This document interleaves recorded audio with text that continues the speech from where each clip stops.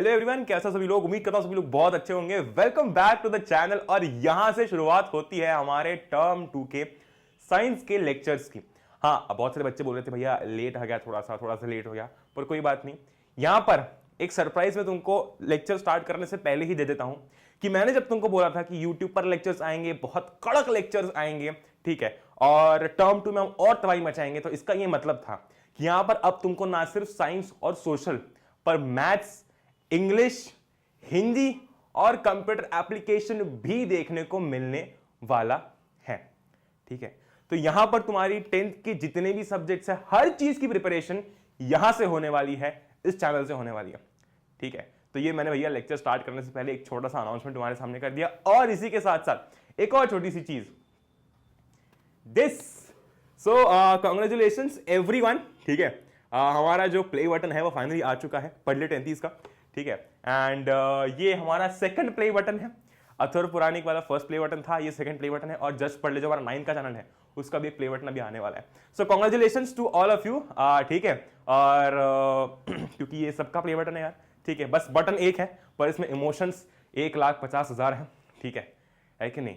शुरुआत करते हैं हमारे चैप्टर के साथ में। उसके पहले मैं बता दूं कि इस चैप्टर के तुमको बेस्ट हैंड रिटन नोट्स जो है वो पढ़ले की ऐप में देखने को मिल जाएंगे। ठीक है, साथ ही साथ आपको ई बुक भी देखने को मिल जाएगी, साइंस की, फ्री है कंप्लीटली, जहां पर जो है आपको पिछले 10 साल के सवाल देखने को मिल जाएंगे, 1 मार्कर, 3 मार्कर, 5 मार्कर। तो वो जाकर आप वहां से प्रैक्टिस कर सकते हो। ठीक है, ऐप डाउनलोड करने के लिंक नीचे डिस्क्रिप्शन में है। इसी के साथ साथ नोट्स कुछ इस प्रकार के हैं यार। ठीक है, तो आपके नोट्स हैं, ठीक है, प्रॉपर डिटेल्ड नोट्स हैं आपके इस टर्म के सिलेबस के अकॉर्डिंग। और साथ में आपको पीवाईक्यूज मिलेंगे। ठीक है, उसमें लिखा भी हुआ है कि कौन से साल में आ चुका है ये सवाल, है कि नहीं। Very good. तो बस यार शुरुआत करते हैं हमारे चैप्टर के साथ में, ज्यादा टाइम पास नहीं करते हैं। ठीक है, इस चैप्टर में हमको क्या पढ़ना है, तो कार्बन एंड इट्स कंपाउंड्स इतना हलवा चैप्टर है ना। मतलब मैं सोचता हूं कभी कभी यार मेन चीजें सब हटा दी। अच्छा, वायदा में तुमको मेरी आवाज में थोड़ा सा डिफरेंस लग रहा होगा क्योंकि मेरा गला बैठा हुआ है। ठीक है, पर वो एनर्जी, वो वाइब हम वैसी रखते हैं। ठीक, coming back to carbon. Carbon का चैप्टर काफी हलवा है। ठीक है, इसके अंदर पढ़ने लायक कुछ भी नहीं बचा, क्योंकि जो जितनी भी इंपॉर्टेंट चीजें थी वो सब हटा दी गई हैं, है ना। तो इसको बस एक फॉर्मेलिटी के लिए रखा है कि तू चैप्टर था तो तू चैप्टर बन के रहे। ठीक है, मैं इसको चैप्टर भी नहीं बोलता, मैंने पिछले साल भी बोला था, ये सिर्फ 2-4 पन्ने हैं पढ़ने वाले। ठीक है, ज्यादा टाइम नहीं लगेगा तुमको ये पढ़ने में, बड़ी ही आसानी से चैप्टर तुम्हारा समाप्त हो जाएगा। अच्छा, आगे बढ़ने से पहले हमें थोड़ा सा रिवाइज करना जरूरी है। क्या रिवाइज करना जरूरी है? हमने मेटल्स और नॉन मेटल्स में जो आयनिक बॉन्डिंग पढ़ी थी, ठीक है, वो हमें थोड़ा सा रिवाइज करना जरूरी है। अब अगर तुमने आयनिक बॉन्डिंग बहुत अच्छी तरीके से कर रखी थी तो तुम जो है टाइम स्टैम्प्स के अकॉर्डिंग आगे स्किप कर सकते हो। पर अगर तुमको लगता है कि एक 5 मिनट खुद ब्रशअप कर लोगे अच्छे से यहां पर देख के, तो रुक जाओ। ठीक है, ग्रेट भाई, सबका टाइम वेस्ट नहीं होना चाहिए ना, है कि नहीं। ग्रेट। अब बात करते हैं आयनिक बॉन्डिंग की। तो हमको पता है कि आयनिक बॉन्डिंग क्या होता है। The chemical bond formed by transfer of electrons from one atom to another is known as an ionic bond। हमने देखा था कि कैसे एक मेटल, है ना, एक मेटल और एक नॉन मेटल जो है आपका, ठीक है, एक नॉन मेटल जो है आपका वो आयनिक बॉन्ड बनाता है ना। Very good. तो आयनिक आयनिक बॉन्डिंग में क्या होता है? ट्रांसफर ऑफ इलेक्ट्रॉन्स होता है कि नहीं। ट्रांसफर ऑफ इलेक्ट्रॉन्स मतलब ये ए है, ये बी है, ठीक है, इसके पास एक इलेक्ट्रॉन है, इसके पास मान लो 2-4 इलेक्ट्रॉन्स है ना, ऐसे, है ना। तो ये क्या कर रहा है? ये अपना एक इलेक्ट्रॉन बी को ट्रांसफर कर रहा है। क्या कर रहा है? ट्रांसफर कर रहा है। ठीक है, तो इसको हम बोलते हैं आयनिक बॉन्डिंग, यानी कि जिसके अंदर कंप्लीट ट्रांसफर हो जाता है इलेक्ट्रॉन्स का। ठीक, एग्जांपल देखिए और अच्छे से समझाता हूं मैं तुमको। मेरा बहुत ही कॉमन एग्जांपल है, तुमने मेरी हर क्लास में ये एग्जांपल देखा होगा, है ना। 2 दोस्त है, एक का नाम है बंटी, एक का नाम है मोंटी। बंटी मोंटी भी कॉन्स्टेंट है यार। ठीक है, बंटी के पास एक इरेजर है, ठीक है, मोंटी के पास एक भी इरेजर नहीं। मान लो बंटी के पास 2 इरेजर्स हैं। ठीक है, वेरी गुड। बंटी बोलता है कि यार ये एक्स्ट्रा इरेजर मेरे पास में बहुत टाइम से रखा हुआ है, मुझे इसकी जरूरत नहीं है। उल्टा अगर ये इरेजर मैंने किसी को दे दिया, सुनना ध्यान से, उल्टा अगर ये इरेजर मैंने किसी को दे दिया तो मेरा बोझ हल्का हो जाएगा, है ना। ऑल्दो इरेजर का बोझ बहुत कम है और अपना इरेजर को किसी और को दे दे इतना दानवीर कोई होता नहीं है।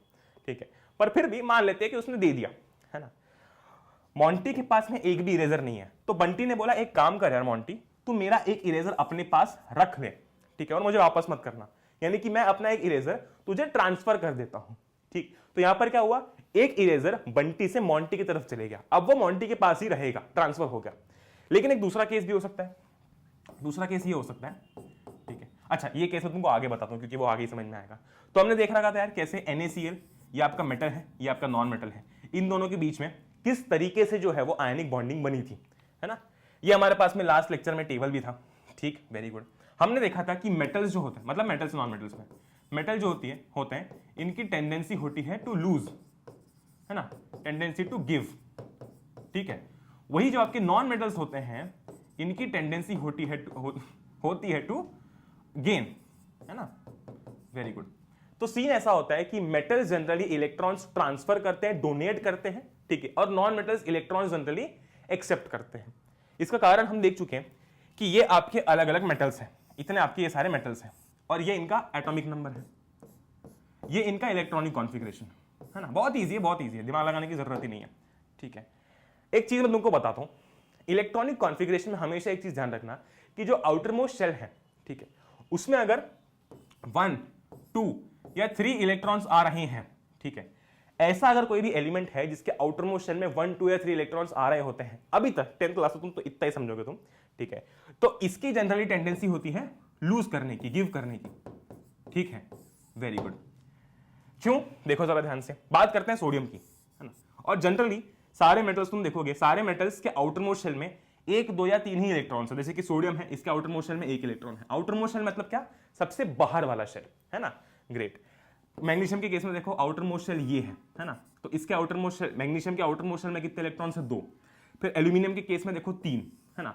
फिर पोटेशियम के केस में अगेन 1, ये आउटर मोस्ट शेल हो गया सबसे बाहर वाला, और कैल्शियम के केस में भी अगेन 2, ठीक है। इसका कारण क्या है, देखो होता क्या है कि हर एलिमेंट को अपना nearest noble gas configuration achieve करना होता है ना, वो स्टेबिलिटी पाने के लिए, ठीक है, वेरी गुड। अब सोचो जरा सोडियम के लिए, है ना, सोडियम को अगर अपना nearest noble gas configuration achieve करना है तो पहले उसको ये देखना पड़ेगा कि सोडियम के जस्ट पास में कौन सी नोबल गैस आती है ना, क्योंकि हम बोल रहे हैं कि नियरेस्ट नोबल गैस अचीव करना है, तो सोडियम के जस्ट पास में कौन सी गैस आती है, देखते हैं जरा। सोडियम का एटॉमिक नंबर है 11, ये आपकी नोबल गैसेस है, ठीक है, वेरी गुड। अच्छा, हीलियम का एटॉमिक नंबर 2 है, तो 11 से 2 बहुत दूर है। नियॉन, हाँ, नियॉन का एटॉमिक नंबर 10 है। मतलब अगर सोडियम ने जैसे तैसे करके नियॉन का, है ना, नियॉन का अगर नोबल गैस कॉन्फ़िगरेशन, नियॉन का कॉन्फ़िगरेशन अचीव कर लिया तो सोडियम स्टेबल हो जाएगा। तो देखो जरा, नियॉन का कॉन्फ़िगरेशन है 2,8, सोडियम का कॉन्फ़िगरेशन है 2,8,1, ठीक है। और एक और ऑप्शन है आर्गन का, है ना, आर्गन का एटॉमिक नंबर है 18, ठीक है। तो तुम खुद सोचो भाई, सोडियम के लिए पास वाली नोबल गैस कौन सी है, नियॉन है, रादर देन आर्गन, ठीक है। अब अगर उसे नियॉन अचीव करना है तो वो बड़ी ही आसानी से इस एक इलेक्ट्रॉन को लूज कर देगा और खुद का इलेक्ट्रॉनिक कॉन्फ़िगरेशन 2,8 बना लेगा, है ना, बन गया इसका इलेक्ट्रॉनिक कॉन्फ़िगरेशन नियॉन जैसा, रादर देन गेनिंग 7 इलेक्ट्रॉन्स। मतलब कि अगर उसको आर्गन के इलेक्ट्रॉनिक कॉन्फ़िगरेशन जैसा बनना है ना, तो उसको 7 इलेक्ट्रॉन्स गेन करने पड़ेंगे, तब जाके वो 2,8,1 से 2,8,8 बनेगा।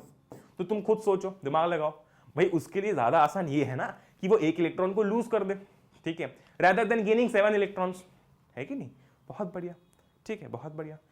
अब जैसे कि कभी कभी होता है ना, किसी ग्रुप के अंदर ग्रुप एक्टिविटी होती है, तो ग्रुप एक्टिविटी के अंदर क्या होता है कि अगर एक काम आपने लिया तो और बचे हुए 4-5 काम भी शायद आपको लेने पड़ जाते हैं, क्योंकि वो उससे रिलेटेड होते हैं, ठीक है। वही अगर आपने कुछ भी काम नहीं लिया ग्रुप एक्टिविटी में तो आपको कुछ भी काम नहीं लेना पड़ता, आपके लिए बहुत आसान हो जाता है। वैसे यहां पर है, ठीक है भाई, रादर देन गेनिंग 7 इलेक्ट्रॉन्स, उसने चुपचाप वो 1 इलेक्ट्रॉन ही लूज कर दिया, तो उसका ये कॉन्फ़िगरेशन बन गया, बात खत्म। वही तुम इसका देख सकते हो मैग्नीशियम का, भाई मैग्नीशियम का एटॉमिक नंबर है 12, नियॉन का 10 है। मैग्नीशियम अगेन नियॉन का नोबल गैस कॉन्फ़िगरेशन अचीव कर सकता है ना, वेरी गुड। तो इसको क्या करना पड़ेगा, बस 2 इलेक्ट्रॉन्स को लूज करना है, 2 इलेक्ट्रॉन्स को लूज कर देगा तो बचेगा 2,8। वही देखो एल्यूमिनियम भी अगेन आपका जो है वो नियॉन का नोबल गैस कॉन्फ़िगरेशन अचीव कर सकता है। वही बात करते हैं पोटेशियम की, ठीक है, पोटेशियम का एटॉमिक नंबर है 19। अब पोटेशियम के केस में आर्गन पास में है ना, पोटेशियम के केस में केस में आर्गन पास में है, तो वो आर्गन का अचीव कर लेगा। वही आपके नॉन मेटल्स जो होते हैं, इनका जो इलेक्ट्रॉनिक कॉन्फ़िगरेशन होता है वो कुछ इस प्रकार का होता है, ठीक है, कि इनकी टेंडेंसी होती है गेन करने की, ठीक। तो 5, 6, 7 ये जब उनको आउटर मोस्ट शेल में नंबर्स दिखेंगे, उनकी टेंडेंसी होती है गेन करने की। जैसे कि यहां पर देखो 2,5 है ना, इसका नाइट्रोजन, इसका क्या है एटॉमिक नंबर 7, तो भाई ये 7 से बड़ी इजीली 10 बन सकता है ना, रादर देन 7 से 2 बनना, क्योंकि 7 से 10 बनने में इसको 3 गेन करने पड़ेंगे, पर 7 से 2 बनने में, यहां तक जाने में इसको क्या करना पड़ेगा, 5 लूज करने पड़ेंगे, तो 2 गेन करना आसान है, ठीक है। तो ये इलेक्ट्रॉन्स गेन कर लेगा, सॉरी 3 गेन कर लेगा, ठीक है, तो 2,8 बन जाएगा। वैसे ये सबकी टेंडेंसी गेन करने की होती है जो हम पढ़ चुके हैं। पर ये सब तो ठीक है, ये सब तो ठीक है ना, ये हमने बात कर ली, ठीक है। जिसको ये चीज पता है उसको पता, जिसको नहीं पता उसको पता चलेगी, है ना। पर जब हम बात करते हैं कार्बन की, तो हमने क्या पढ़ा कि भैया मेटल्स की टेंडेंसी होती है लूज करने की, है ना, नॉन मेटल्स की होती है गेन करने की, क्योंकि जनरली हमने देखा कि इनके आउटर मोस्ट शेल में 1 2 3 इलेक्ट्रॉन्स होते हैं, नॉन मेटल्स के केस में 5 6 7 इलेक्ट्रॉन्स होते हैं। लेकिन यहां पर देखो तुम एक नंबर मिसिंग है, वो है 4। 4 का क्या, 4 की टेंशन है कार्बन के पास में। क्यों? क्योंकि कार्बन का एटॉमिक नंबर है 6, है ना, और इसका इलेक्ट्रॉनिक कॉन्फ़िगरेशन है 2,4, ठीक है। अब इसके पास दो ऑप्शंस हैं, क्योंकि बिल्कुल बीचों बीच है, तो या तो ये 2,4 से 2,8 बन सकता है 4 इलेक्ट्रॉन्स गेन करके, है ना, या फिर ये 2,4 से 2 बन सकता है 4 इलेक्ट्रॉन्स लूज करके, है ना। 2,8 बनेगा तो इसका नोबेल गैस कॉन्फ़िगरेशन नियॉन जैसा हो जाएगा, और 2 बनेगा तो हीलियम जैसा हो जाएगा। दोनों ही केसेस पॉसिबल है इसके पास में। पर ये करता क्या है, करता क्या है ये देखना पड़ेगा अब हमको, क्योंकि मेटल्स तो लूज कर देते हैं, नॉन मेटल्स गेन कर देते हैं, पर कार्बन क्या करेगा? क्या ये इलेक्ट्रॉन्स लूज करेगा या फिर इलेक्ट्रॉन्स गेन करेगा? यही तो दुविधा है इस चैप्टर की, इसलिए तो चैप्टर बना हुआ है, ठीक है। Very good. कार्बन की दुविधा हम जरा आप समझ लेते हैं कि प्रॉब्लम क्या है बेचारे की। देखो बहुत ईजी है, इसका इलेक्ट्रॉनिक कॉन्फ़िगरेशन है 2,4, ठीक है। So it can gain 4 electrons forming C4 negative anion, है ना, यानी कि इसका इलेक्ट्रॉनिक कॉन्फ़िगरेशन है 2,4, ठीक। अगर ये 4 इलेक्ट्रॉन्स को गेन कर लेगा, ठीक है, तो क्या बन जाएगा 2,8, है ना। वेरी गुड, यानी कि इसने क्या किया, 4 इलेक्ट्रॉन्स को गेन कर लिया और C4 नेगेटिव एनायन बन गया, क्योंकि जब आप गेन करते हो तो आपके ऊपर नेगेटिव का चार्ज लग जाता है, ठीक है। लेकिन सोचो जरा, ये आपका कार्बन है पूरा, ठीक है, इसके अंदर क्या है भैया, 1 2 3 4 5 6 6 इलेक्ट्रॉन्स है और 6 प्रोटॉन्स है ना। Very good. अब अगर आप बोल रहे हो कि ये 4 इलेक्ट्रॉन्स गेन कर लेगा, है ना, अगर हम वो वाला केस लगाते हैं जहां पर ये गेन कर सकता है, क्योंकि गेन और लॉस दोनों की टेंडेंसी दिख रही है इसके पास में, ठीक है। अगर ये गेन करता है, मान लेते हैं ये करता है, गेन करता है, तो क्या होगा कि इसको 4 इलेक्ट्रॉन्स गेन करने पड़ेंगे, यानी कि अब कार्बन के पास में 6 + 4 टोटल 10 इलेक्ट्रॉन्स हो जाएंगे, ठीक है। Very good. तो कार्बन के पास में प्रोटॉन्स तो 6 ही है पर इलेक्ट्रॉन्स 10 हो गए। सोचो जरा, प्रोटॉन्स तो 6 ही है पर इलेक्ट्रॉन्स 10 हो गए, है ना। जैसे कि मान लो कि एक घर में 6 लोग हैं, 1 2 3 4 5 6, और घर में 6 चोर घुसा है, 1 2 3 4 5 6। तो भैया ये 6 लोग 6 चोरों को हैंडल कर सकते हैं। इमेजिन करो कि सब हट्टे कट्टे लोग रह रहे हैं घर में, ठीक है, तो ये 6 चोरों को हैंडल कर सकते हैं, पर वहीं 6 ही मेंबर्स 6 ही है, और अगर चोर 10 हो गए, 1 2 3 4 5 6 7 8 9 10, अगर 6 ही लोग हैं और लोग चोर 10 हो गए तो फिर मुश्किल होगी हैंडल करने में। वैसे ही अगर इसने सोचा कि मैं काम करता हूं 4 इलेक्ट्रॉन्स गेन कर लेता हूं, तो प्रोटॉन्स तो कार्बन के पास में 6 ही रहेंगे अंदर, पर इलेक्ट्रॉन्स 10 हो जाएंगे, है ना। तो बहुत ही मुश्किल होगी, ठीक है, बहुत ही मुश्किल होगी इन 6 प्रोटॉन्स को इन 10 इलेक्ट्रॉन्स को होल्ड करने में, ठीक है। और ये एक बहुत बड़ा कारण है इग्नोर करना, क्योंकि मैं बीच बीच में थोड़ा सा खांसूंगा, गला मेरा खराब है, ठीक है। अच्छा, तो बड़ी दिक्कत होगी 6 प्रोटॉन्स को, ठीक है। इस ऐसा न्यूक्लियस, भाई न्यूक्लियस के पास कितने प्रोटॉन्स हैं? 6 प्रोटॉन्स हैं। तो इन 6 प्रोटॉन्स को बड़ी दिक्कत होगी 10 इलेक्ट्रॉन्स को होल्ड करके रखने में, है ना। Very good. तो ये तो पॉसिबल नहीं है, ये तो खारिज कर दिया, ठीक है, नॉट पॉसिबल। सेकंड पे आते हैं। हमने क्या पहले देखा, गेन कर सकता है, गेन करके 2,8 बन सकता है, पर ये पॉसिबल नहीं है, क्योंकि 6 प्रोटॉन्स को 10 इलेक्ट्रॉन्स होल्ड करके रखना पॉसिबल नहीं है, ठीक है। सेकंड बात करते हैं कि भाई 2,4 से ये 4 इलेक्ट्रॉन्स को लूज करके 2 बन जाए, यानी कि हीलियम का नोबेल गैस कॉन्फ़िगरेशन अचीव कर ले। पर यहां पर भी दिक्कत है, यानी कि C4 पॉजिटिव कैटायन बन जाए, ठीक है। यहां पर भी दिक्कत है। क्या दिक्कत है? दिक्कत ये है कि ये जो 4 इलेक्ट्रॉन्स है ना, इनको निकालने में बहुत ज्यादा एनर्जी लगेगी। मतलब तुम इमेजिन नहीं कर सकते हो इतनी एनर्जी लगेगी इन 4 इलेक्ट्रॉन्स को निकालने में, ठीक। यहां पर लिखा भी हुआ है, it would require a large amount of energy to remove 4 electrons leaving behind a carbon cation with 6 protons in its nucleus holding on to just 2 electrons. इस केस में बहुत ज्यादा अनस्टेबल हो जाएगा। क्यों अनस्टेबल हो जाएगा? अनस्टेबल इसलिए हो जाएगा क्योंकि तुम सोचो कि उस न्यूक्लियस के पास में पावर है, ऐसे इमेजिन करो, उस न्यूक्लियस के पास में ताकत क्या है कि वो 6 इलेक्ट्रॉन्स तक को होल्ड कर सकता है ना। उसने 6 इलेक्ट्रॉन्स को होल्ड कर रखा है, इतनी ताकत है। अब अगर तुम उसमें से 4 इलेक्ट्रॉन्स हटा दोगे तो भाई उस न्यूक्लियस की ताकत जो थी, इतनी पावर जो थी उसके पास में, उसके कारण सब कुछ पूरा अनस्टेबल सा हो जाएगा। मतलब इन शॉर्ट ऐसा समझो, ज्यादा दिमाग मत लगाओ, नहीं तो तुम ये लिख के आ जाओगे कि न्यूक्लियस के पास में ज्यादा ताकत थी, ऐसा कुछ नहीं लिखना है हमको, ठीक है। हमको फोकस इस पे करना है कि भैया अगर 4 इलेक्ट्रॉन्स निकले, 4 इलेक्ट्रॉन्स सोचो निकालने में कितनी एनर्जी लगेगी, है ना। तो ये एक बहुत बड़ा कारण है जिस कारण से ये 2,4 से 2 नहीं बन सकता, या फिर ये C4 पॉजिटिव कैटायन नहीं बन सकता 4 इलेक्ट्रॉन्स लूज करके, ठीक, ग्रेट। क्यों? पहला कारण ये है कि बहुत ज्यादा एनर्जी लगेगी, और दूसरी चीज ये हाईली अनस्टेबल है, हो जाएगा, ग्रेट। यानी कि ये मेटल्स की तरह इलेक्ट्रॉन्स को गिव भी नहीं कर सकता, दे भी नहीं सकता, और नॉन मेटल्स की तरह गेन भी नहीं कर सकता। तो अब ये करेगा क्या? अब यहां पर पावर आएगी शेयरिंग की, ठीक है, बिकॉज शेयरिंग इज केयरिंग, है ना, ग्रेट। तो अब जो है कार्बन कैसे बॉन्ड बनाता है ये हम देखने वाले हैं। तो कार्बन बनाता है कोवेलेंट बॉन्ड, और कोवेलेंट बॉन्ड को समझना बहुत ही आसान है मेरे इस एग्जांपल से, ठीक है, क्योंकि ये एग्जांपल मैं खुद अपने स्कूल टाइम से यूज करते आ रहा हूं, एंड लिटरली ये चीज मुझे हमेशा याद रही है ना। तो मैं तुमको हमेशा वही चीज बताऊंगा जो कि काम है, करती है, टेस्टेड है, ट्रायल है। भाई 2 दोस्त हैं, ठीक है, बंटी और Monty. Bunty Monty are my constants, ठीक है। अब बंटी और मोंटी है 2 दोस्त। बंटी के पास में एक इलेक्ट्रॉन है, सॉरी, बंटी के पास में एक इरेजर है, मोंटी के पास में मान लो कि इरेजर नहीं है, ठीक है, ग्रेट। बंटी ने क्या बोला, एक काम करते हैं, अपन इस एक इरेजर को शेयर करते हैं, ठीक है, यानी कि तुझे भी जरूरत लगेगी तो तू भी यूज करना, मुझे भी जरूरत लगेगी तो मैं भी यूज करूंगा। मतलब ये हुआ कि यार इरेजर तो एक ही है, पर शेयर ये दोनों कर रहे हैं। हालांकि इरेजर बंटी के पोजीशन में था, पर अब वो बंटी के पोजीशन में नहीं बचा, पोजीशन में। क्यों? क्योंकि अब वो दोनों यूज कर रहे हैं, ठीक है, अब वो दोनों यूज कर रहे हैं। तो उसने बोला कि भाई तेरे को जब भी लगेगा तो यूज कर सकता है, ऐसा नहीं कि इरेजर मेरा है, ठीक है, वेरी गुड। तो इसको क्या मतलब हो, यहां पर ये इरेजर की शेयरिंग कर रहे हैं, ठीक है।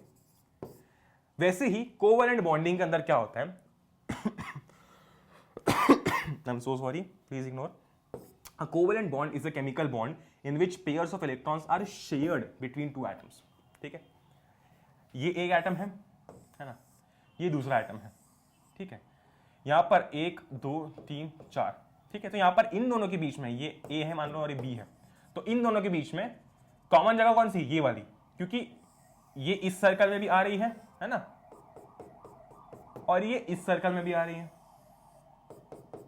ठीक है। तो ये कॉमन जगह है, तो यहां पर इन दोनों के इलेक्ट्रॉन्स की शेयरिंग होगी, ठीक है, यानी कि कुछ ये देगा कुछ ये देगा, ठीक है, वेरी गुड। या फिर तुम इसको इस तरीके से भी याद कर सकते हो कि मान लो कि खेलने के लिए क्या क्या चाहिए, क्रिकेट, बैट और बॉल दोनों चाहिए, ठीक है। तो एक बंदा बॉल लेके आया, एक व्यक्ति बॉल लेके आया, एक व्यक्ति बैट लेके आया, ठीक है, और सब अब मिलके इस बैट बॉल से खेल रहे हैं, ठीक है।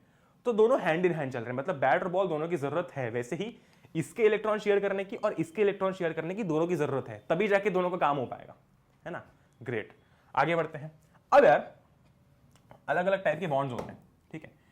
सिंगल बॉन्ड होता है, डबल बॉन्ड होता है और ट्रिपल बॉन्ड होता है। सिंगल बॉन्ड मतलब एक बॉन्ड, अच्छा इसकी मैं तुमको कहानी समझा देता हूं। देखो, जब वन पेयर ऑफ इलेक्ट्रॉन और 2 इलेक्ट्रॉन शेयर हो रहे हैं, ठीक है, तब बनता है सिंगल बॉन्ड। देखो, एक पेयर मतलब क्या, 2 जोड़ी, 2 चीज, है ना। जब मैं बोलता हूं पेयर ऑफ शूज, तो मेरा ये मतलब नहीं कि एक जूता, मेरा मतलब है कि 2 जूते, लेफ्ट पैर का और राइट पैर का। वैसे जब मैं बोल रहा हूं 1 पेयर ऑफ इलेक्ट्रॉन, तो मेरा ये मतलब नहीं कि सिर्फ एक इलेक्ट्रॉन, मेरा मतलब है 2 इलेक्ट्रॉन्स, ठीक है। तो आपके पेयर में 2 आ रहे हैं, ठीक। तो या तो आप ऐसा बोल सकते हो कि जब सिंगल बॉन्ड बनता है, आगे मैं समझाऊंगा, एक एक एग्जांपल दूंगा, उसकी चिंता मत करो। तो एक पेयर ऑफ इलेक्ट्रॉन शेयर होता है, या फिर आप बोल सकते हो कि 2 इलेक्ट्रॉन शेयर हो रहे हैं। सिमिलरली डबल बॉन्ड में क्या होता है, 2 पेयर ऑफ इलेक्ट्रॉन शेयर हो रहे होते हैं। अब सोचो जरा, जब 2 पेयर शेयर हो रहे हैं, मतलब टोटल नंबर ऑफ इलेक्ट्रॉन्स कितने शेयर हो रहे हैं, एक पेयर में 2, तो 2 पेयर में 4, ठीक है, 4 इलेक्ट्रॉन्स जो है आपके शेयर हो रहे हैं, ठीक है, वेरी गुड। ट्रिपल बॉन्ड की बात करते हैं। ट्रिपल बॉन्ड में क्या होता है, देखो, ट्रिपल बॉन्ड में 3 पेयर ऑफ इलेक्ट्रॉन शेयर होती है, ठीक है, यानी कि एक पेयर में 2, 2 पेयर में 4, 3 पेयर में 6, तो 6 इलेक्ट्रॉन शेयर होते हैं, ठीक है, वेरी गुड। तो जो 2 एटम्स ही काम करवा रहे हैं, ठीक है, वो आपस में मिलकर 6 इलेक्ट्रॉन शेयर करते हैं, ठीक है। अब सबसे पहले एग्जांपल हम देखने वाले हैं सिंगल बॉन्ड का। तो आपकी बुक के अंदर, एनसीईआरटी के अंदर दिया हुआ है, तो इसमें कुछ भी नया नहीं है, ठीक है। वही चीज़ हमको पढ़नी है पर एक्सप्लेन करके पढ़ेंगे हम ढंग से। हाइड्रोजन की बात करते हैं, ठीक है। अच्छा, हाइड्रोजन का एटॉमिक नंबर क्या होता है? 1 होता है। तो सीधी सी बात है भाई, हाइड्रोजन देखो यहां पर भी सबको अपना वो नोबल गैस कॉन्फ़िगरेशन वगैरह अचीव करना है, यहां पर भी उनका एम तो वही है ना। ग्रेट। तो सीधी सी बात है, हाइड्रोजन क्या बनना चाहेगा? हीलियम बनना चाहेगा, क्योंकि अगर ये 1 से 2 हो गया तो 2 किसका इलेक्ट्रॉनिक कॉन्फ़िगरेशन है? हीलियम का, है ना। तो हाइड्रोजन भी यही चाहेगा। अच्छा, वेरी गुड। तो मैंने क्या किया, एक हाइड्रोजन का मॉलिक्यूल यहाँ पर बना दिया, हाइड्रोजन का एक मैंने स्ट्रक्चर यहाँ पर बना दिया। ये हाइड्रोजन है, ठीक है। और हाइड्रोजन के पास में कितने इलेक्ट्रॉन्स हैं? Outermost shell, innermost shell एक ही होगा हाइड्रोजन का, क्योंकि हाइड्रोजन के पास में इलेक्ट्रॉन ही एक है, तो एक ही शेल है। तो अगर एक ही शेल है तो वही आउटर मोस्ट हुआ, ठीक है। तो मैंने यहाँ पर डिनोट कर दिया इस x से इस हाइड्रोजन का इलेक्ट्रॉन मैंने x से डिनोट कर दिया, ठीक है। अब ये बेचारा उदास बैठा हुआ है। क्यों उदास बैठा हुआ है? ये उदास इसलिए बैठा हुआ है क्योंकि यार इसको अपना nearest noble gas configuration achieve करना है, पर कैसे करेगा? तो यहां से ना, यहां पर एक और हाइड्रोजन था, ठीक है, यहां पर एक और हाइड्रोजन था। अब भाई सारे हाइड्रोजन के पास में एक एक इलेक्ट्रॉन ही होंगे, तो इसके पास भी एक इलेक्ट्रॉन था। इस हाइड्रोजन ने इस हाइड्रोजन को देखा, ठीक है, वो बोले कि यार तुझे भी एक इलेक्ट्रॉन की जरूरत है, मुझे भी एक इलेक्ट्रॉन की जरूरत है ना, पर मेरे पास भी एक इलेक्ट्रॉन है और तेरे पास भी एक इलेक्ट्रॉन है। तो अगर हम तेरा एक इलेक्ट्रॉन ले, ठीक है, और मेरा एक इलेक्ट्रॉन ले, और इन दोनों को आपस में शेयर कर लें, ठीक है, तो तेरे पास भी 2 इलेक्ट्रॉन्स हो जाएंगे और मेरे पास भी 2 इलेक्ट्रॉन्स हो जाएंगे। समझ रहे हो? मतलब सोचो जरा कि तुम्हारा एक दोस्त है ना, उसके पास में 50,000 रुपए है, या फिर 50 रुपए मान लो, ठीक है, वेरी गुड। तुम हो, तुम्हारे पास भी 50 रुपए, ठीक है, पर अगर तुम दोनों ने 50-50 मिला दिए, ठीक है, तो कितने बन जाएंगे? 100, ठीक। अगर तुमने 50-50 मिला दिए तो कितने बन जाएंगे? 100, है ना, वेरी गुड। तो अब ए यानी तुम्हारे दोस्त के पास भी 100 रुपए और तुम्हारे पास में भी 100 रुपए है, मतलब अब तुम मिला के उसको कुछ करने वाले हो, ठीक है, तुम मिला के उसको कुछ करने वाले हो।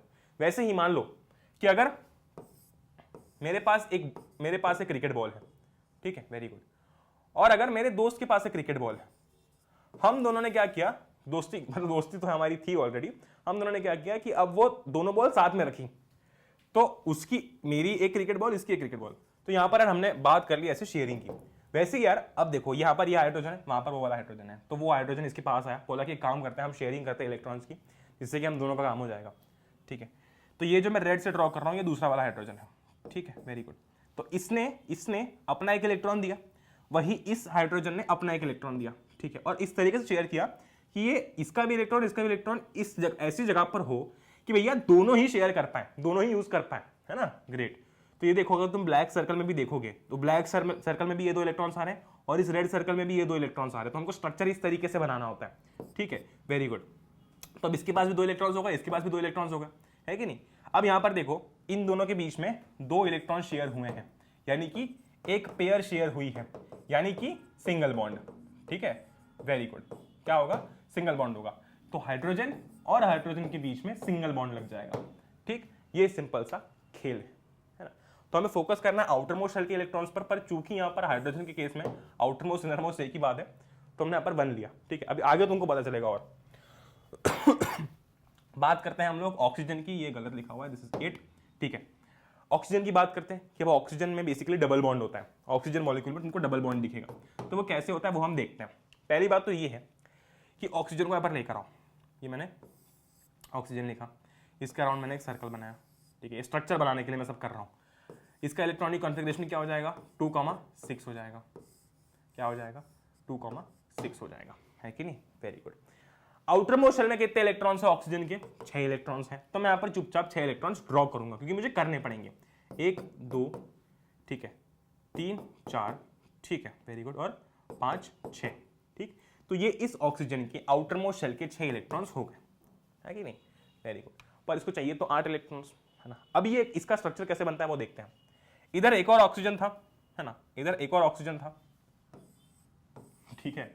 इसके पास भी ऑफ कोर्स 6 इलेक्ट्रॉन्स होंगे आउटर मोस्ट शेल में, तो 1 2 3 4 5 6, ठीक है। इसने बोला यार अगर अपन दोनों शेयरिंग कर लें, ठीक है, तो अपना काम बन सकता है। वो बोला कैसे? बोला मैं दिखाता हूं। ये ऑक्सीजन इधर आया, ठीक है, और कुछ इस तरीके से स्ट्रक्चर बन गया। उसके 1 2 ठीक है, 3 4 और 5 6 है कि नहीं? Very good. अब जरा ध्यान से देखो, अगर मैं रेड सर्कल को देखता हूं तो भी ब्लैक को भूल जाओ और रेड को देखो। रेड के अंदर कितने इलेक्ट्रॉन्स आ रहे हैं? 1 2 3 4 5 6 7 8 है ना? तो इसका काम हो गया इसके आउटर मोशन में 8 इलेक्ट्रॉन्स, हो गया इसका काम, हो गया ये 2,8। ठीक है, वही ब्लैक वाले को देखो तो ब्लैक वाले सर्कल में भी कितने इलेक्ट्रॉन्स आ रहे हैं? 1 2 3 4 5 6 और 7 8 ना, यानी कि बीच के जो 4 इलेक्ट्रॉन्स हैं, ये बीच जो 4 इलेक्ट्रॉन्स हैं ये शेयर्ड है, 2 इसकी तरफ से 2 इसकी तरफ से, है ना? 4 इलेक्ट्रॉन शेयर्ड है, मतलब कितनी पेयर शेयर्ड है? 2 पेयर शेयर्ड है। और मैंने क्या बोला था, जब 2 पेयर शेयर्ड हो तो क्या बॉन्ड, कौन सा बॉन्ड लगता है? डबल बॉन्ड लगता है। तो ऑक्सीजन और ऑक्सीजन में लग गया आपका डबल बॉन्ड। ठीक है, वेरी गुड। कुछ दिमाग लगाने लायक है इसमें? कुछ भी नहीं है ना? ग्रेट। फिर आती है नाइट्रोजन की बात। भाई नाइट्रोजन के केस में भी सेम चीज, ठीक है, ठीक है, नाइट्रोजन के केस में भी सेम चीज है ना। पहली बात तो देखो मैं तुमको बताता हूं, ये तुम एक बार होमवर्क में करना, तुमको बहुत इजी लगेगा। इसका एटॉमिक नंबर लिखो सबसे पहले तो क्या होता है, ठीक, वेरी गुड। उसके बाद में उसका इलेक्ट्रॉनिक कॉन्फ़िगरेशन लिखो, ठीक। फिर एक सर्कल बनाओ, एक सर्कल में जो है वो डिनोट करो कि कितने इलेक्ट्रॉन्स होंगे, है ना, वेरी गुड, ठीक है। फिर दूसरा सर्कल बनाओ दूसरे नाइट्रोजन के लिए, ठीक, ग्रेट। और फिर देखो कि किस तरीके से शेयरिंग हो सकती है। तुमको पता चलेगा कि नाइट्रोजन और नाइट्रोजन के बीच में जो है वो ट्रिपल बॉन्ड होता है, ठीक है। नाइट्रोजन और नाइट्रोजन के बीच में जो है वो ट्रिपल बॉन्ड होता है ना। यानी कि कितने पेयर ऑफ इलेक्ट्रॉन शेयर्ड है? 3 पेयर ऑफ इलेक्ट्रॉन शेयर्ड है। यानी कि कितने इलेक्ट्रॉन शेयर्ड है? 6 इलेक्ट्रॉन शेयर्ड है। 1 2 3 4 5 6, ठीक है, वेरी गुड।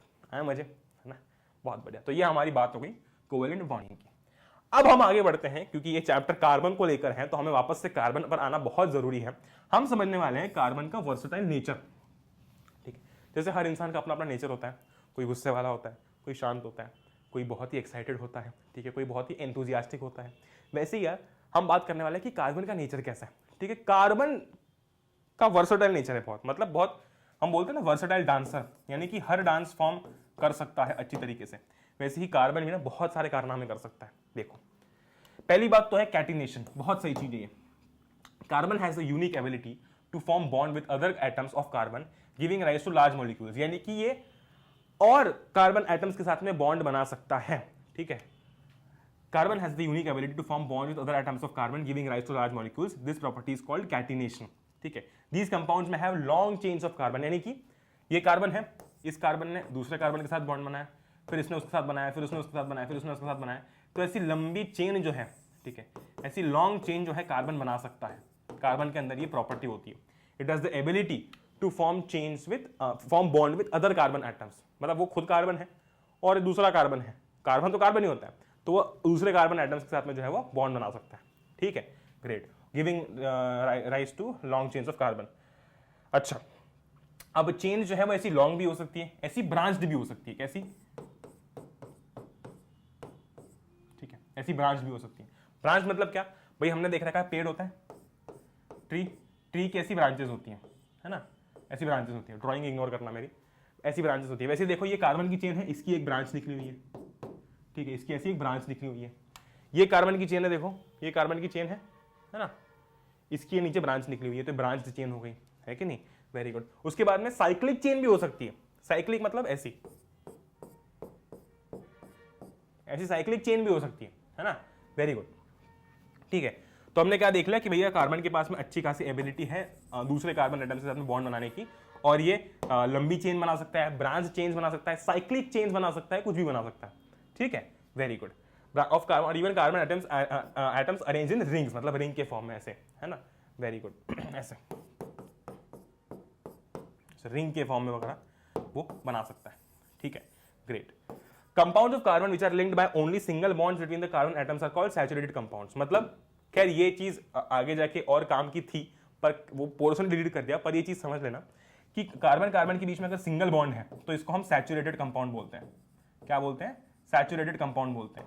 और अगर कार्बन कार्बन के बीच में डबल या फिर ट्रिपल बॉन्ड आ जाता है, ठीक है, तो इसको हम अनसैचुरेटेड बोलते हैं। ये चीज प्लीज ध्यान रखना, ठीक है, क्योंकि ये आगे जाके काम आएगी, अभी तो खैर इतनी काम नहीं आएगी, पर आगे जाके बहुत काम आएगी।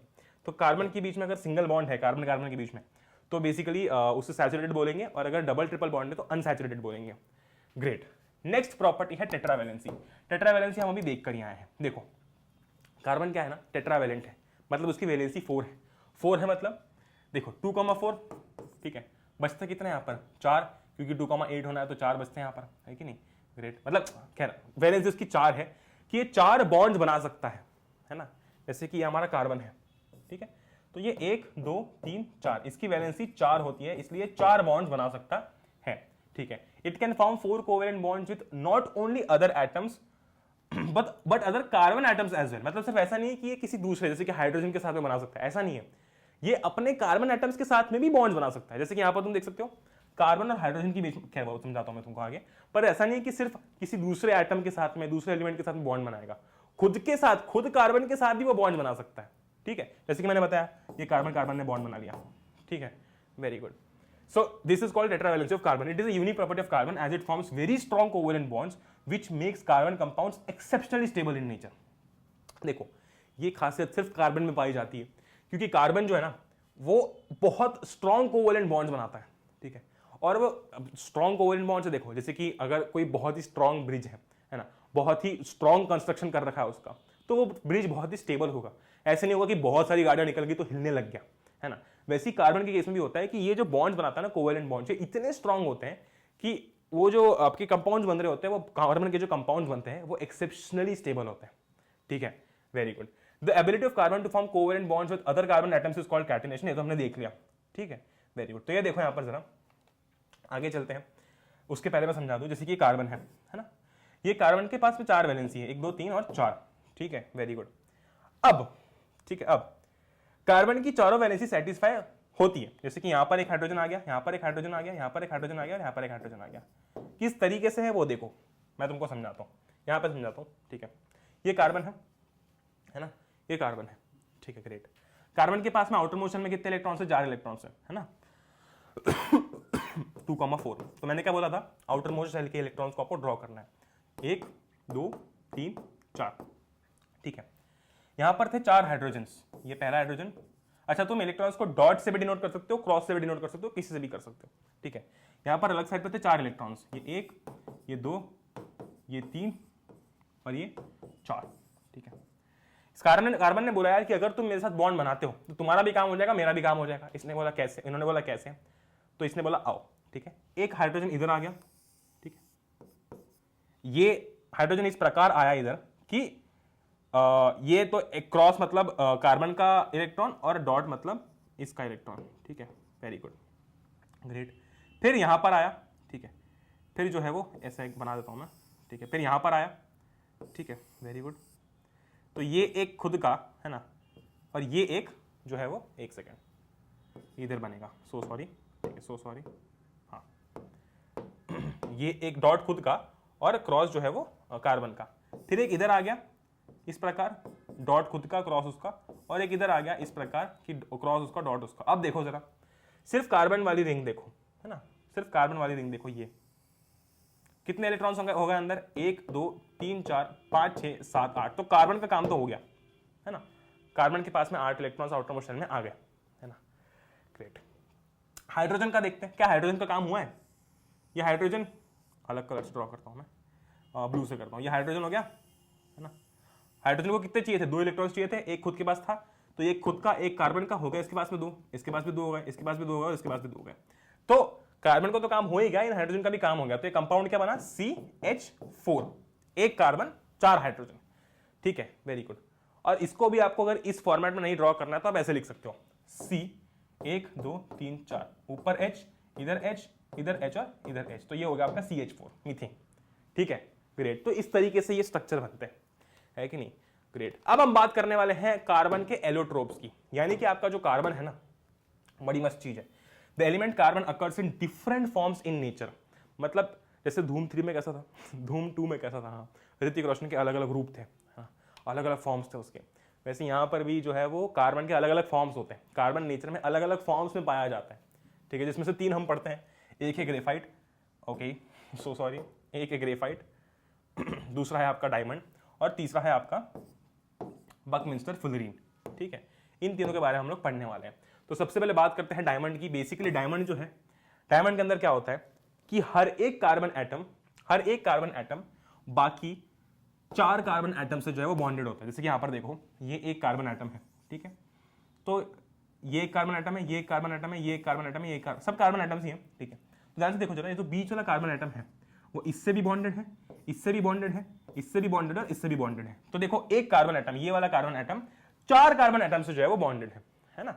वेरी, तो ये एक इसके स्ट्रक्चर की खासियत हो गई, है ना।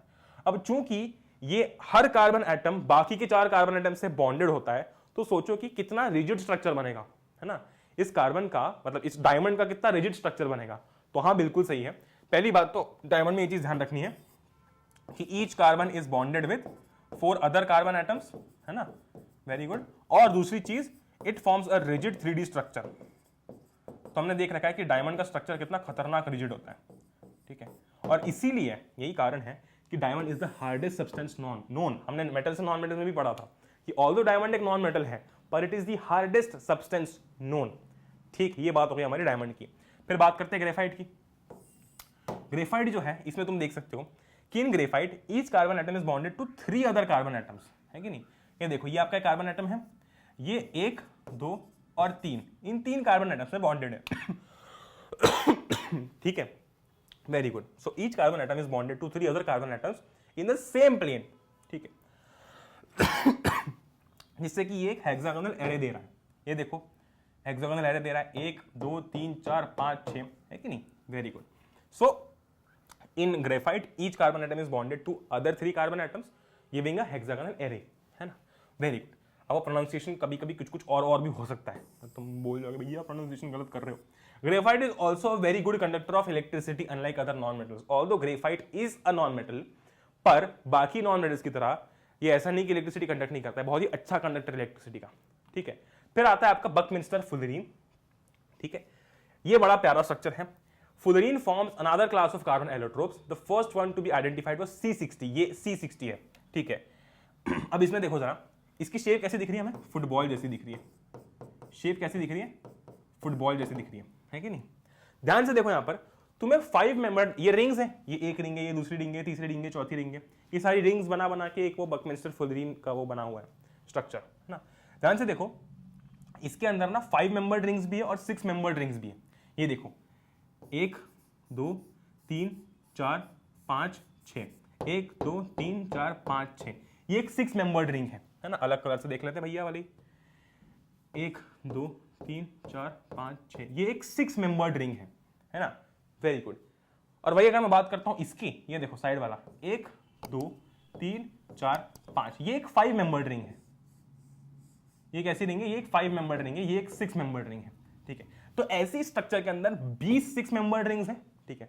और इस स्ट्रक्चर के अंदर ऐसी 12 5 मेंबर्ड रिंग्स हैं, ठीक। तो ये हो गया आपका बकमिंस्टर फुलरीन। ग्रेट।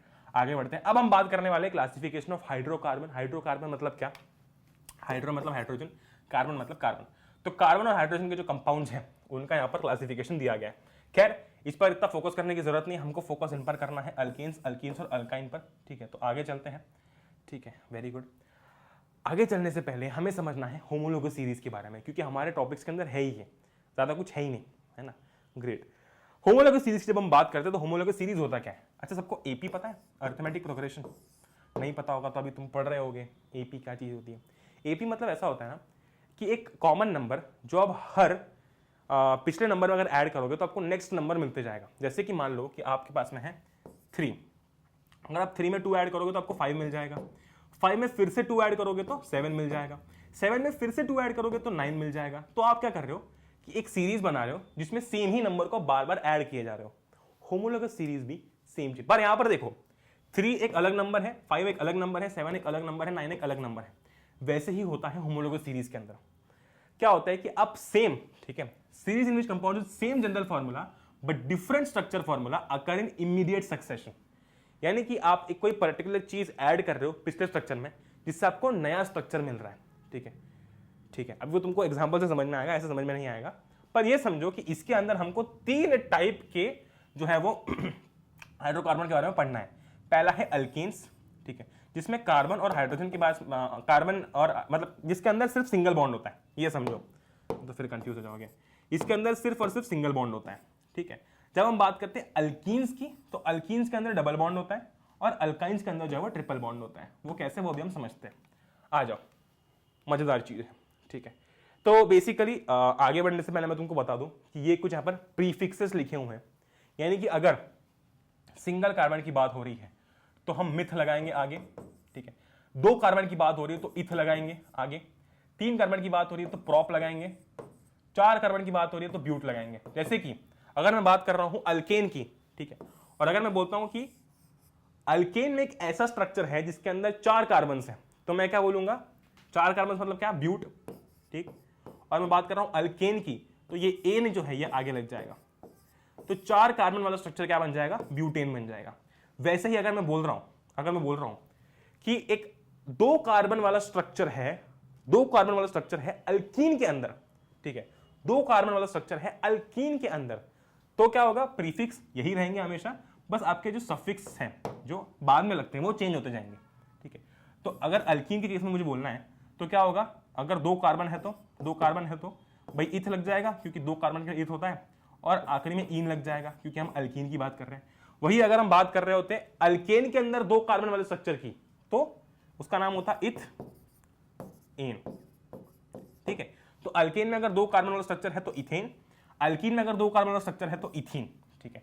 वह अगर मैं बात करता हूं अल्काइन की तो सेम चीज है। अगर मान लो कि मैं बोल रहा हूं कि 5 कार्बन वाला स्ट्रक्चर है तो पेंट लगेगा सबसे पहले, तो ठीक है, वेरी गुड।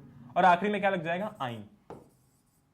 तो अल्काइंस के अंदर अगर कोई 5 कार्बन वाला स्ट्रक्चर है तो उसको हम पेंटाइन बोलेंगे, ठीक है, वेरी गुड, ग्रेट। अब हम बात करते हैं अल्कीन्स की, है ना, यानी कि सिंगल बॉन्ड वाले कार्बन वाले, ठीक है।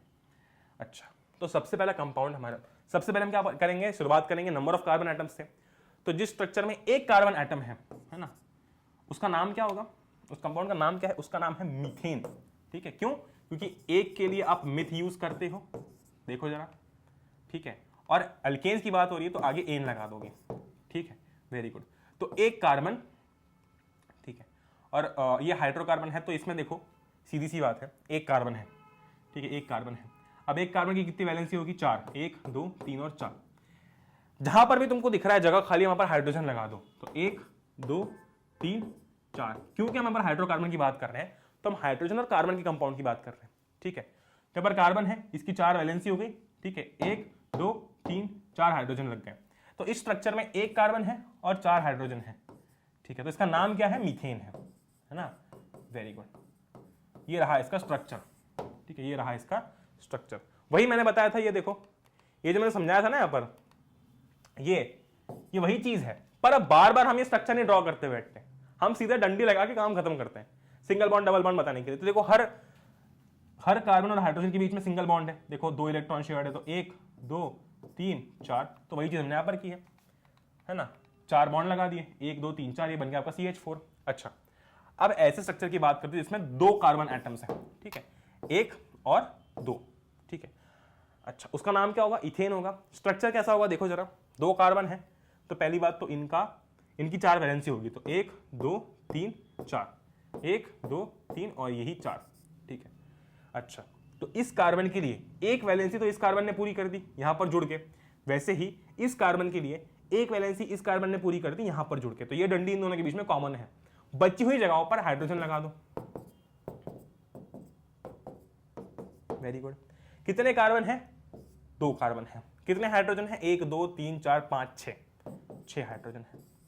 तो क्या फार्मूला हो गया, C2H6 हो गया। कोई दिमाग लगाने लायक चीज है इसमें, नहीं है। स्ट्रक्चर तुम्हारे सामने है ना, बिल्कुल इजी, बिल्कुल दिमाग नहीं लगाना है, ठीक। फिर बात हो रही है, अब आंख बंद करके कर सकते हो तुम, सच्ची बता रहा हूं, आंख बंद करके कर सकते हो, ठीक है। क्या बोल रहा है, आप देखते हैं, चलो क्या बोल रहा है। अब बोल रहा है प्रोपेन। प्रोप मतलब क्या भैया, प्रोप मतलब अपना 3, ठीक है। तो 3 कार्बन आइटम्स लगाओ, 1 2 3, ठीक है।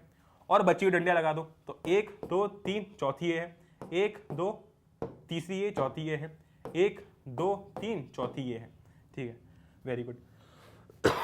बची हुई जगह पर हाइड्रोजन लगा दो, यहां पर एक हाइड्रोजन आ गया, यहां पर आ गया, यहां पर आ गया, यहां पर आ गया, यहां पर आ गया, यहां पर और यहां पर, ठीक है, ग्रेट। तो देख सकते हो कि इस कार्बन के लिए 3 वैलेंसी हाइड्रोजन ने पूरी की है, लेकिन ये 1 वैलेंसी इस कार्बन ने पूरी की है। वैसे जब मैं बीच वाले कार्बन की बात करता हूं तो 2 वैलेंसी हाइड्रोजन ने पूरी कर दी और 2 वैलेंसी बची हुई कार्बन ने पूरी कर दी, क्योंकि इस कार्बन के लिए 2 साइड पर कार्बन लगे हुए हैं ऊपर नीचे हाइड्रोजन लगे हुए हैं। वैसे इस कार्बन के लिए एक वैलेंसी इस कार्बन ने पूरी कर दी और बची हुई 3 हाइड्रोजन ने पूरी कर दी। इसका स्ट्रक्चर क्या हो जाएगा, इसका फॉर्मूला क्या हो जाएगा, C3, क्योंकि 3 कार्बन है और H कितने हैं, 1 2 3 4 5 6 7 8, फॉर्मूला हो गया C3H8। वैसे तुम ब्यूटेन का लिख सकते हो, पेंटीन का लिख सकते हो, हेक्सेन का लिख सकते हो। अच्छा, ये सब ड्रामा हमने कर लिया। अच्छा, वेरी गुड, ग्रेट। हमें पता चला कि पहले एक कार्बन वाले का फॉर्मूला CH4 है, 2 कार्बन वाले का C2H6 है, 3 कार्बन वाले का C3H8 है। अच्छा, एक पैटर्न नोटिस करो, C2H6 में से अगर तुम CH4 हटाते हो, ठीक है, तो तुम्हें क्या मिलेगा भाई, H6H4H2 और C2 - C CH2। मतलब CH4 में जब तुम CH2 ऐड कर रहे हो, मतलब ऐसे टेक्निकली ऐसे ऐड नहीं होता, पर फॉर्मूला वाइज देख रहे हैं, तो तुम्हें C2H6 मिल रहा है। अच्छा, वही अगर तुम C2H6 में वापस CH2 ऐड करोगे तो तुम्हें क्या मिलेगा, देखो जरा, H6H2H8 हो जाएगा और ये C2C1 C3 हो जाएगा, C3H8 हो जाएगा। ठीक है, तो C2H6 में वापस से CH2 ऐड करने पे तुम्हें ये मिल गया।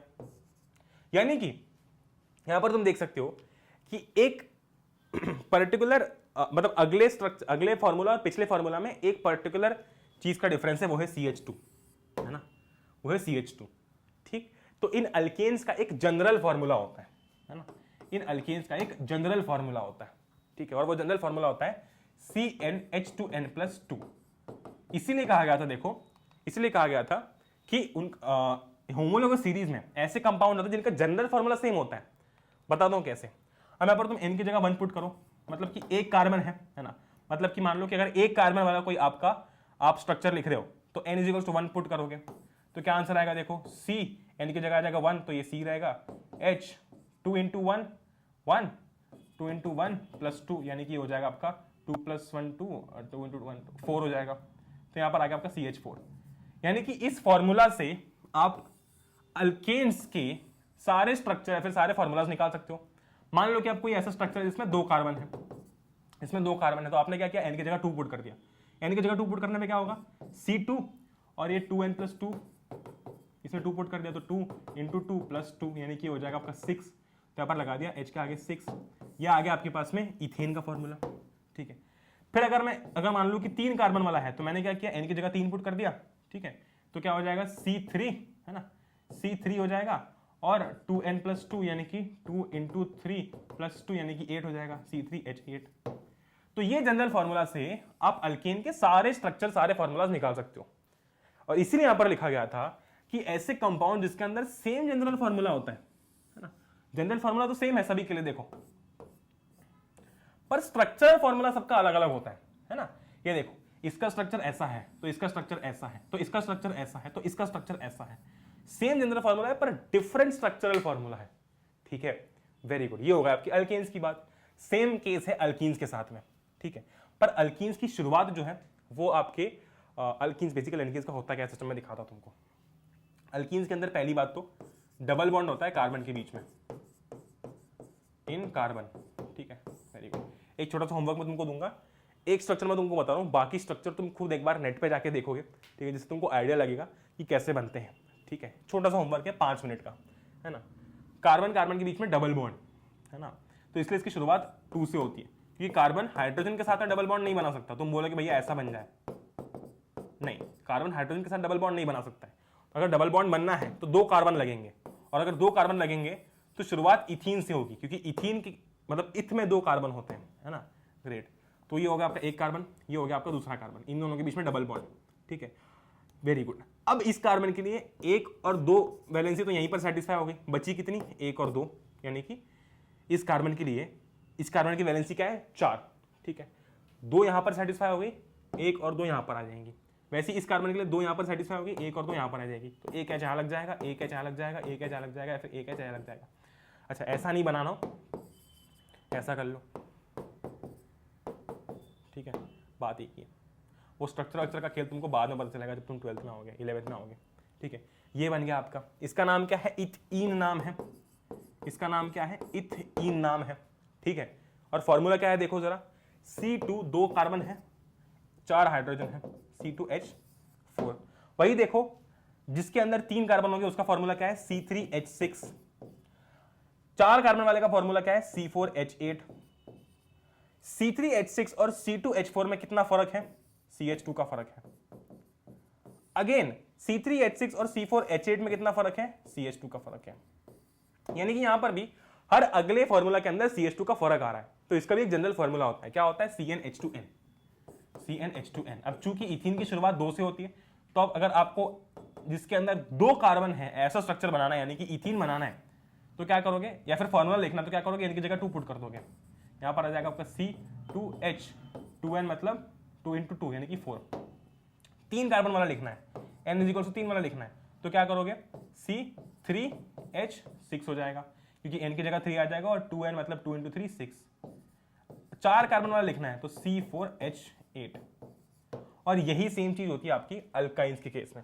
अल्काइंस का फॉर्मूला होता है CnH2n-2। ठीक है, इसका भी एक एग्जांपल दे देता हूं। इथाइन, इथाइन का एग्जांपल लेते हैं हम। इथ मतलब क्या, 2 कार्बन, आयन मतलब क्या, ट्रिपल बॉन्ड। ठीक है, एक कार्बन ये, एक कार्बन ये, इनके बीच में ट्रिपल बॉन्ड, 1 2 3। इस कार्बन के लिए 3 वैलेंसी सेटिस्फाई हो गई है, एक बची है, वेरी गुड। इस कार्बन के लिए भी 3 वैलेंसी सेटिस्फाई हो चुकी है, एक बची है, क्योंकि दोनों की वैलेंसी 4 होती है। यहां पर एक हाइड्रोजन लग गया, यहां पर एक हाइड्रोजन लग गया। फॉर्मूला क्या हो गया, C2H2। क्या फॉर्मूला हो गया, C2H2, है कि नहीं, वेरी गुड। अब वैसे ही मुझे अगर 3 कार्बन वाला कोई फॉर्मूला लिखना है, तो मैं क्या करूंगा, इस फॉर्मूला के अंदर जो है वो अल्काइन का 3 कार्बन वाला फॉर्मूला अगर मुझे लिखना है, तो मैं क्या करूंगा, मेरे पास बहुत इजी तरीका है। मैं क्या करूंगा, n की जगह पर 3 पुट कर दूंगा, तो क्या हो जाएगा, C3H 2n-2 मतलब कितना हो जाएगा, 2 × 3 - 2 यानी कि 6 - 4, C3H4 हो जाएगा। ठीक है, वेरी गुड, बहुत आसान हो जाएगा मेरे लिए। ठीक, वही नेक्स्ट क्या हो जाएगा, देखो जरा, इसमें भी देखो, इसमें और इसमें भी CH2 का फर्क आ रहा है कि नहीं, वेरी गुड। फिर नेक्स्ट क्या हो जाएगा भाई, n, मुझे अगर 4 कार्बन वाला लिखना है तो N4 हो जाएगा, है ना। तो C4H 2n-2 मतलब क्या, 2 × 4 - 2 8 - 2 6, C4H6 हो जाएगा, है कि नहीं, वेरी गुड। ठीक है, वेरी गुड। तो ये मेरे अल्काइन के फॉर्मूलाज हो गए, है ना। तो एक छोटा सा टास्क मैंने तुमको दिया है कि आपके जो अल्कीन्स हैं उनके एक बार आप स्ट्रक्चर देखोगे और एक बार अल्काइंस के देखोगे, क्योंकि ये 5 मिनट का काम है जो मैं चाहता हूं तुम्हें ये कॉन्सेप्ट ब्रशअप करवाए। और फिर ये फंक्शनल ग्रुप वाला छोटा सा पार्ट है। फंक्शनल ग्रुप मतलब क्या, देखो,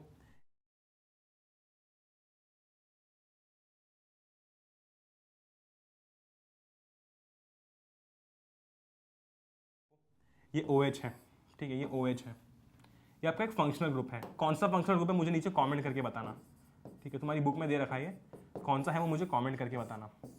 खैर इतना इंपॉर्टेंस है नहीं, क्योंकि इस चैप्टर के अंदर मेन चीजें हटा दी गई हैं, पर स्टिल देखो क्या हुआ यहाँ पर कि सीरीज सेम चल रही है। देखो यहाँ पर क्या है, CH, यहाँ पर एक्चुअल में था कैसा, ये ऐसा था,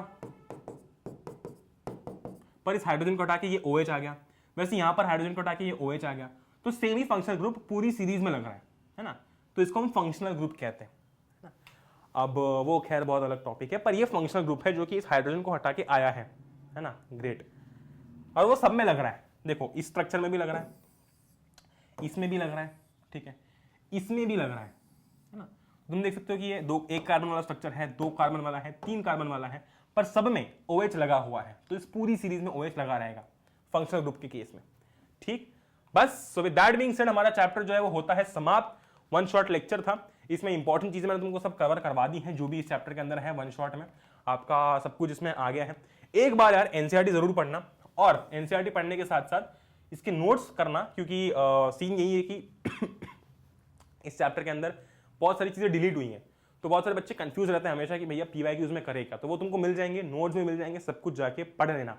NCERT एक बार जरूर पढ़ना, क्योंकि 1 शॉट लेक्चर के अंदर तुम्हें जो भी करवाया गया वो NCERT के अंदर तुम्हारी है, तो वो जाके करना जरूर, ठीक। तो दैट बीइंग सेड, जिसने अभी तक पढ़ ले कि ऐप जो है वो इंस्टॉल नहीं किया वो कर लेना, और सब्सक्राइब नहीं किया अगर चैनल को, so make sure to subscribe, क्योंकि यहाँ पर तुम्हें सब कुछ मिलने वाला है A से लेकर Z तक, ठीक है। और बेल आइकन को प्रेस करना भी मत भूलना। So with that being said, जय हिंद, वंदे मातरम, एंजॉय करो। मिलते हैं हम अगले लेक्चर के साथ में, टिल देन गुड बाय।